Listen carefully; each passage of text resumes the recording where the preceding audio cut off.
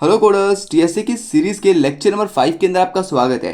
Friends, आज हम इस वीडियो में बात करने वाले हैं अपने वेरिएबल्स के बारे में। फ्रेंड्स, बिल्कुल डिटेल वीडियो होने वाली है। हर एक चीज़ को अपने विजुअल स्टूडियो कोड पर कोड करके देखेंगे, प्रैक्टिकल करके देखेंगे, तब जाके आपको हर एक चीज़ में समझाने वाला हूँ। ठीक है, तो सबसे पहले बात करते हैं कि वेरिएबल्स होता क्या है। तो देखिए दोस्तों, variables are the container for storing data value. देखिए वेरिएबल्स क्या है। वेरिएबल्स गाइस एक टाइप के कंटेनर होते हैं। कंटेनर का मतलब, जैसे मान लीजिए मैं आपको एक रियल वर्ल्ड एग्जांपल से यहाँ पे समझाऊं, तो आपके किचन में अलग अलग कंटेनर होते हैं। तो ये पहला कंटेनर हो गया, ये दूसरा कंटेनर हो गया, तीसरा कंटेनर हो गया। ठीक है, अब तीनों कंटेनर के अंदर अलग अलग चीजें डली होती है। फॉर एग्जाम्पल, इसके अंदर आपका डाला हुआ शुगर, एंड इसके अंदर मान लीजिए सॉल्ट, एंड इसके अंदर मान लीजिए टी लीव्स डली हुई है। ठीक है, तो ये क्या है, आपके तीन कंटेनर। अब गाइस मान लीजिए आप चाय बनाने जा रहे हैं। क्या आप यहाँ पे चाय बनाने जा रहे हैं? अब चाय बनाने के लिए आपको गाइस इन तीनों चीज़ों की रिक्वायरमेंट होती है, पानी वगैरह सब चीज़ की रिक्वायरमेंट होती है। लेकिन अगर मैं आपको कहूँ कि आप जब चाय बनाते हैं तो क्या आप बार बार दुकान पर जाके चीनी या चाय पत्ती लेके आते हैं? नहीं, आप क्या करते हैं, आप एक बार में बल्क में सामान खरीदते हैं। फॉर एग्जांपल, आपने चीनी 1 किलो खरीदी है। अब 1 किलो चीनी लाकर आप इस वाले कंटेनर के अंदर डाल देंगे, एंड जब भी आपको चीनी की ज़रूरत होगी तो इस वाले कंटेनर से आप उस चीनी को ले पाएंगे। ठीक है, एंड इसी तरीके से सॉल्ट एंड टी लीव्स के साथ होता है कि हम क्या करते हैं, हम बल्क में सामान लाते हैं एंड अपने बॉक्सेस को फिल करते हैं, एंड जब भी हमें उस चीज़ की रिक्वायरमेंट होती है हम उन्हें एक्सेस करते हैं। तो सेम तरीके से वेरिएबल्स यही काम करता है। क्या वेरिएबल्स क्या करता है, एक कंटेनर होता है हमारी मेमोरी के अंदर। अब उस कंटेनर के अंदर हम कोई डेटा डालते हैं। ठीक है, अब वो डेटा जब भी हमें चाहिए होता है तो हम उस डेटा को एक्सेस कर सकते हैं। तो यही काम किसका होता है, वेरिएबल्स का होता है। ठीक है फ्रेंड्स, यहां तक चीज समझ में आई। अब देखिए, these data values can be change during the execution. वो ये जो डेटा वैल्यूज है इनको हम एग्जीक्यूशन के टाइम पर चेंज कर सकते हैं। एग्जीक्यूशन के टाइम पर मतलब, मान लीजिए अभी आपका जो डेटा वैल्यू वो 10 है। अब इस 10 को चेंज करके मैं 20 भी कर सकता हूँ, 30 भी कर सकता हूँ, 40 भी कर सकता हूँ। जो मेरा मन करे मैं वो वैल्यूज की चेंज कर सकता हूँ। ये होता है वेरिएबल्स के केस में। अब मैं बात करूं कांस्टेंट। देखिए कांस्टेंट, अगर हम किसी वेरिएबल को कांस्टेंट कर देते हैं, कांस्टेंट करने पर क्या होगा, हम कोई भी एक वैल्यूज को पहले इनिशियलाइज कर देंगे, उसके बाद हम उस वैल्यू को चेंज नहीं कर सकते। ये केस होता है कांस्टेंट का। इस चीज को मैं नेक्स्ट वीडियो में बिल्कुल डिटेल के अंदर क्लियर करने वाला हूं। तो फ्रेंड्स, यहां पर हम सिर्फ वेरिएबल्स के बारे में बात करने वाले हैं। देखिए, each variables have specific data type and different name. जैसे फॉर एग्जाम्पल, आपके जो किचन के अंदर बॉक्सेस रखे होते हैं, क्या तो वो अलग अलग कलर के होते हैं, क्या उन बॉक्सेस के ऊपर नाम लिखा होता है। ठीक है, तो इसी तरीके से मतलब आपको शुगर चाहिए तो आपको पता होता है कि हाँ उस रेड कलर के बॉक्स में शुगर रखा हुआ है। तो इस तरीके से हम क्या करते हैं, अपनी मेमोरी के अंदर मल्टीपल ब्लॉक्स होते हैं। अब मल्टीपल ब्लॉक्स के अंदर मल्टीपल वेरिएबल्स बनते हैं। अब उन वेरिएबल्स को एक्सेस करने के लिए हमें उस एक पर्टिकुलर वेरिएबल का नाम पता होना चाहिए। तो हम क्या करते हैं, उस वेरिएबल को एक नाम एलोकेट कर देते हैं, जिसको हम आइडेंटिफायर्स भी बोलते हैं। इसके ऊपर भी पर्टिकुलर वीडियो आएगी। तो फ्रेंड्स, जो बेसिक बेसिक चीजें हैं उनके ऊपर मैं नेक्स्ट लेवल वीडियो लेके आने वाला हूं, जिससे आपका बेसिक है वो बिल्कुल स्ट्रॉन्ग हो जाएगा। ठीक है, अब देखिए, अब मैं बात करता हूं कि किस तरीके से वेरिएबल्स आपको दिखाई देता है आपकी मेमोरी के अंदर।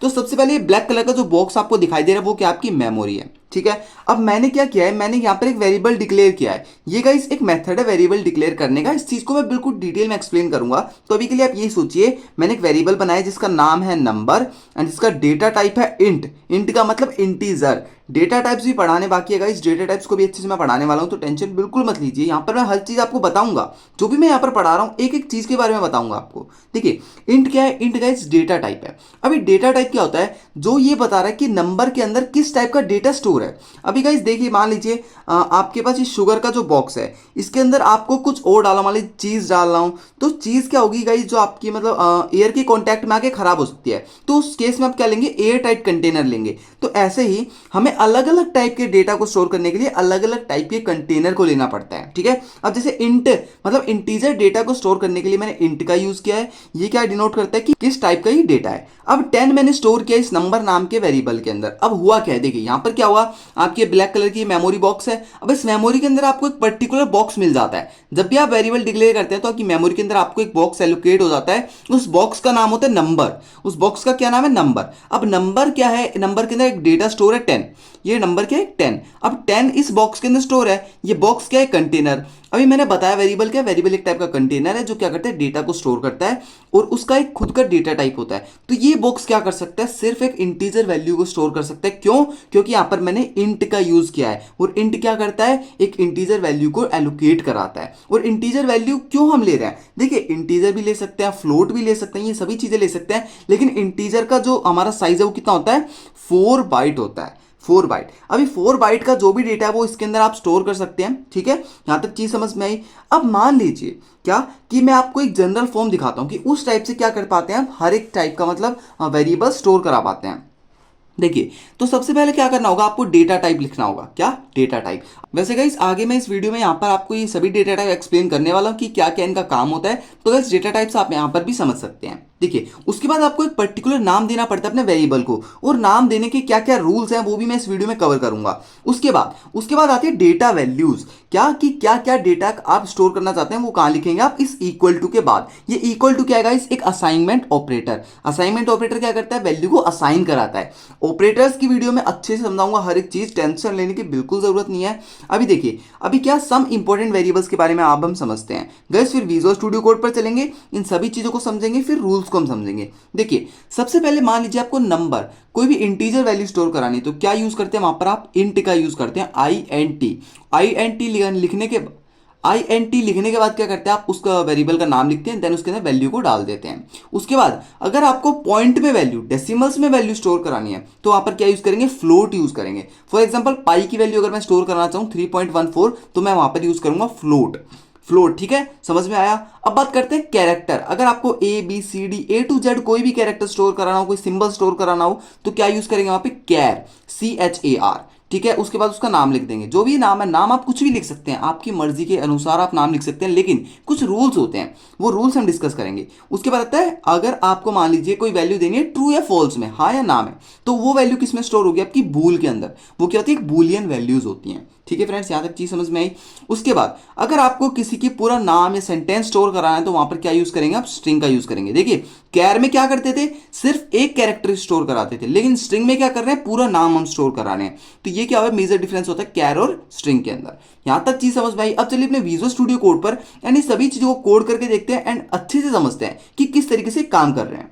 तो फ्रेंड्स यहां पर हम समझने वाले अपने वेरिएबल्स के बारे में। देखिए, सबसे पहले क्या करने वाले हैं, अपनी हेडर फाइल लिखते हैं। तो मैंने आपको बताया था जब भी आप C++ का कोड लिखते हैं तो सबसे पहले क्या लिखना पड़ता है, हेडर फाइल। तो हैशटैग इंक्लूड क्या करता है, इंक्लूड करता है आपकी हेडर फाइल को। एंड यहां पर क्या करेंगे हम, IOStream, ये हमारी हेडर फाइल है। एंड अब करेंगे यूजिंग नेम स्पेस std। ये क्या करेगा, जो भी हमारे मेन नेम है, जो भी आपकी लाइब्रेरी के अंदर नेम है, उन सभी को क्या कर देगा, ऐड ऑन कर देगा आपके पूरे कोड के अंदर।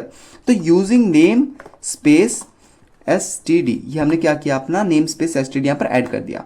अब देखिए, अब क्या करते हैं, मेन फंक्शन, जहां पे भी हमें अपना कोड लिखना है वो क्या होता है, हमारा मेन फंक्शन होता है। एंड यही कोड क्या होता है, आपका एग्जीक्यूट होता है। तो मेन फंक्शन के अंदर लिखने वाले अपने वेरिएबल्स के बारे में। ठीक है, तो सबसे पहले मैं यहां पर मान लीजिए एक वेरिएबल बनाता हूं, इंट नंबर क्या करेगा, एक इंटीजर वैल्यू को स्टोर करेगा। ठीक है, तो इंटीजर वैल्यू स्टोर करने के लिए मान लीजिए इंटीजर आपके पास है 10 है। ठीक है, तो ये 10 स्टोर हो गया कहां पर, इस नंबर के अंदर। समझ में आया यहां तक। अब फॉर एग्जांपल आपको पॉइंट में वैल्यू स्टोर करनी है, तो पॉइंट में वैल्यू स्टोर करने के लिए क्या करते हैं, फ्लोट का यूज करते हैं। तो फ्लोट आप क्या करेंगे, यहां पे मान लीजिए फ्लोट एंड वैल्यू आपकी पाई को स्टोर करने के लिए क्या करेंगे, 3.14। इस तरीके से आप क्या कर सकते हैं, आप पे स्टोर कर सकते हैं। अगर मैं कहूं मैं इंट के अंदर कोई पॉइंट की वैल्यू स्टोर कराऊं, मान लीजिए इंट 13, ठीक है, तो इस तरीके से यहां पे कोई एरर तो दिखाएगा नहीं। लेकिन अगर मैं वहीं यहां प्रिंट करूं तो मैं यहां पे कर देता हूं काउट पाई। ठीक है, काउट पाई। अभी काउट जब प्रिंट होगा, यहां पे देखिए मैं इसको रन करके दिखाता हूं आपको। जब यहां पर रन होगा तो आपको यहां पे दिखाई दे रहा है जो पाई की वैल्यू कितनी, 3.14। अगर मैं यहां पर इसकी वैल्यू प्रिंट कराऊं, अपने नंबर की वैल्यू, तो मान लीजिए यहां पर मैं करा देता हूं काउट एंड यहां पर नंबर।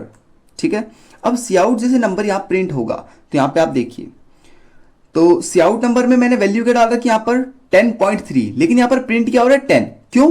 क्योंकि देखिए ये सिर्फ एक इंटीजर वैल्यू को स्टोर कराएगा, ना कि एक डेसिमल वैल्यू को। तो डेसिमल वैल्यू किसके अंदर स्टोर होगी, हमेशा फ्लोट के अंदर स्टोर होगी। ठीक है दोस्त, यहां तक चीज समझ में आई। तो अब बात करते हैं, अगर आपको कोई कैरेक्टर स्टोर कराना हो, कैरेक्टर मान लीजिए आपको यहां पे स्टोर कराना हो कैर एंड यहाँ पे ग्रेड्स, ग्रेड्स क्या मतलब किसी बच्चे के कितने क्या ग्रेड आए हैं वो सभी आप यहाँ स्टोर करा सकते हैं। तो यहाँ पे मान लीजिए ए ग्रेड आया किसी बच्चे का, ठीक है। तो इस तरीके से आप यहाँ पर क्या स्टोर करा सकते हैं, अपना कोई भी कैरेक्टर स्टोर करा सकते हैं। अगर मैं इस कैरेक्टर को मान लीजिए प्रिंट कराऊँ, इस कैरेक्टर को मान लीजिए मैं प्रिंट कराऊँ, तो यहाँ पे इसको ग्रेड्स लिखते हैं, यहाँ पर इसको रन कर देते हैं। तो आप यहाँ देख सकते हैं ए यहाँ पर आपका प्रिंट हो गया। ठीक है फ्रेंड्स, यहाँ तक चीज समझ में आ रही है। अब देखिए अब क्या प्रिंट कराएंगे अब हम प्रिंट कराएंगे कोई भी हमारी बूलियन वैल्यू। बूलियन वैल्यू का मतलब देखिए मान लीजिए मैं लिखता हूं बूल एंड यहां पर लिखता हूं मैं इज ट्रू, इज ट्रू, ठीक है। इज ट्रू के अंदर मैं डाल देता हूं यहाँ पे ट्रू। अब इसको मेरे को प्रिंट कराना है, तो मैं यहाँ पे प्रिंट कराता हूं इज ट्रू, ठीक है। अब इस कोड को रन करते हैं। इस कोड को जैसे ही मैं रन करूंगा तो आपको यहाँ पर क्या प्रिंट दिखाई दिया, 1। देखिए जब भी कोई वैल्यू ट्रू होगी तो आपको क्या प्रिंट होगा, यहाँ पर 1 प्रिंट होगा।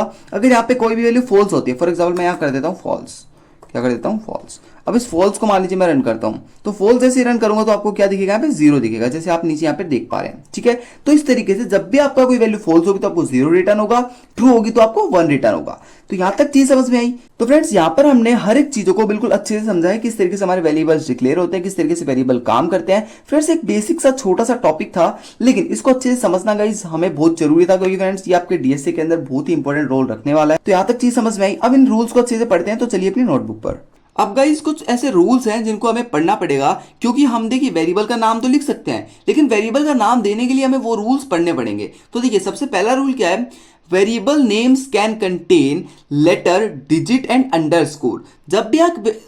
जब भी आप एक वेरिएबल का नाम लिखते हैं तो उसके अंदर लेटर्स, डिजिट एंड एक अंडरस्कोर। अंडरस्कोर क्या होता है, जो नीचे वाला डैश होता है ना, ये वाला, ये क्या होता है अंडरस्कोर। इसको आप यूज कर सकते हैं अपने वेरिएबल के नाम लिखते समय। लेकिन जो डिजिट्स है ना वो गाइस स्टार्टिंग में नहीं आएंगी। डिजिट क्या है, स्टार्टिंग में नहीं आएंगी। वेरिएबल का नाम जब स्टार्ट होता है तो वहां पर आप डिजिट नहीं लिख सकते। ये क्या है, एक मेजर कॉन्स है। जैसे for example variables name must start with a letter और an underscore but not digit. क्या जो आपका वेरिएबल का नाम है वो एक लेटर और एक अंडरस्कोर से स्टार्ट हो सकता है, ना कि कोई डिजिट से स्टार्ट होगा। ठीक है दोस्त, यहां तक चीज समझ में आई। उसके बाद बात करते हैं C plus plus is a case sensitive. C plus plus क्या है, केस सेंसिटिव लैंग्वेज है, जिसके अंदर अगर आप एक वेरिएबल बनाते हैं एज नाम का और आप एक वेरिएबल बनाते हैं एज नाम का, दोनों में क्या डिफरेंस है, ये गाइस लोअर केस में, ये गाइस अपर केस में है। ठीक है, तो ये दोनों अलग अलग वेरिएबल्स हैं। मेमोरी के अंदर दोनों के लिए अलग अलग बॉक्सेस आपको मिलेंगे। ये नहीं है कि ये एज है तो ये भी एज है, नहीं। केस सेंसिटिव का मतलब क्या होता है, ये वाला एज अलग है और ये वाला एज अलग है। ठीक है दोस्त, यहां तक चीज समझ में आई। अब बात करते हैं keyword like int, float, for, if. जो ये कीवर्ड्स क्या होते हैं, देखिए कीवर्ड्स गाइस वो वर्ड्स होते हैं जो आपके सी प्लस प्लस में पहले ही मतलब डिफाइन होते हैं। इनका मतलब पहले ही पता होता है सी प्लस प्लस के अंदर कि क्या इनका काम है। तो हम इनके नाम से अपने वेरिएबल्स का नाम नहीं दे सकते। जैसे इंट क्या करता है, डेटा टाइप को डिक्लेयर करता है, तो इंट नाम से हम कोई भी वेरिएबल नहीं बना सकते। फॉर एग्जाम्पल इंट ऐसा कुछ भी नहीं लिख सकते हम, ठीक है। तो एंड फोर लूप हो गया, इफ हो गया, फ्लोट हो गया, ये सभी चीजें क्या है हम यूज नहीं कर सकते किसी वेरिएबल का नाम लिखते समय। सो यहाँ पे मैंने लिख दिया it can not be use as a variable name. तो यहाँ तक चीज समझ में आई। तो फ्रेंड्स यहाँ पर हमारी वीडियो कंप्लीट होती है। अब फ्रेंड्स क्या करना है, अभी जितने भी मैंने यहाँ पर रूल्स आपको पढ़ाए हैं, इन सभी रूल्स को आपको अपने कोड में यूज करके देखना है। अगर आपको कोई भी डाउट होता है तो गाइस मुझे कमेंट कीजिए। एंड फ्रेंड्स आपको मैं एक असाइनमेंट दूंगा, आपके डिस्क्रिप्शन बॉक्स में असाइनमेंट मिलेगा। उस असाइनमेंट के 5 क्वेश्चन होंगे, वो 5 क्वेश्चन आपको सॉल्व करने होंगे। एंड गाइस उसको आपको चेक करना होगा, क्योंकि उसका सॉल्यूशन भी आपको वहीं पे मिलेगा। ठीक है फ्रेंड्स, अब मिलेंगे नेक्स्ट वीडियो के साथ। अभी के लिए thank you so much and keep coding.